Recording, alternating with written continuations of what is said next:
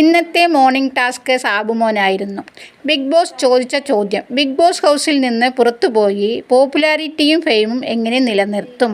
സാബുമോൻ അത് നിലനിർത്തിയത് എങ്ങനെയാണ്? ലക്ഷ്മി ചോദിച്ചു. ഇവിടുന്ന് ഇറങ്ങിയവർ കുറേ പേർ ഫെയിം നിലനിർത്തിയിട്ടുണ്ട്.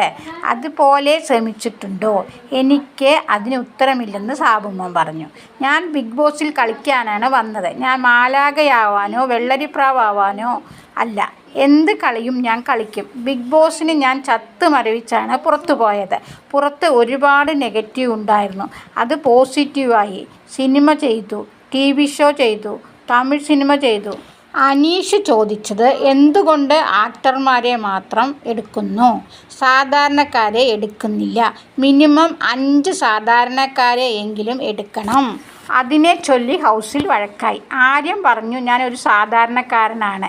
ഞാൻ സിനിമയിൽ അഭിനയിക്കാൻ വേണ്ടിയാണ് BB ഹൗസിൽ വന്നത്. എന്നെയും ആർക്കും അറിയില്ല. ഷാനവാസിൻ്റെ സ്ഥിരം പല്ലവി: ജനങ്ങളെ പറ്റിക്കുകയാണ്, വഞ്ചിക്കുകയാണ്, ചതിക്കുകയാണ്. അങ്ങനെ കുറേ പറഞ്ഞു. ആദിലയും നൂറിയും പറഞ്ഞു, ഞങ്ങളും ഒരു സാധാരണക്കാരനാണെന്ന്. ലക്ഷ്മി പറഞ്ഞു, എഴുത്തുകാരനും ന്യൂസ് മേക്കറുമായ അനീഷ് എങ്ങനെ സാധാരണക്കാരനാവും?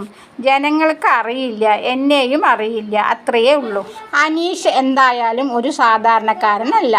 ബാങ്ക് ഉദ്യോഗസ്ഥൻ, അധ്യാപകൻ, എഴുത്തുകാരൻ, ഇങ്ങനെ എല്ലാ മേഖലയുണ്ട്. ബിഗ് ബോസ് ഹൗസിൽ ആക്ടേഴ്സ് ഉണ്ട്, മോഡൽസ്, സോഷ്യൽ മീഡിയ ഇൻഫ്ലുവൻസേഴ്സ്, സാധാരണക്കാരുമുണ്ട്. അനീഷ് ചോദിച്ച ചോദ്യത്തിന് ഒരു തെറ്റുമില്ല. സാധാരണക്കാരായ എല്ലാവർക്കും BB ഹൗസിൽ വരാൻ ആഗ്രഹമുണ്ട്. അതിന് സാബുമോന് ഉത്തരമില്ല. ഇതിന് ഉത്തരം പറയേണ്ടത് ബിഗ് ബോസ് ആണ്. പിന്നെ അനീഷിനെ അറിയാൻ തുടങ്ങിയത് ബിഗ് ബോസിൽ വന്ന ശേഷമാണ്.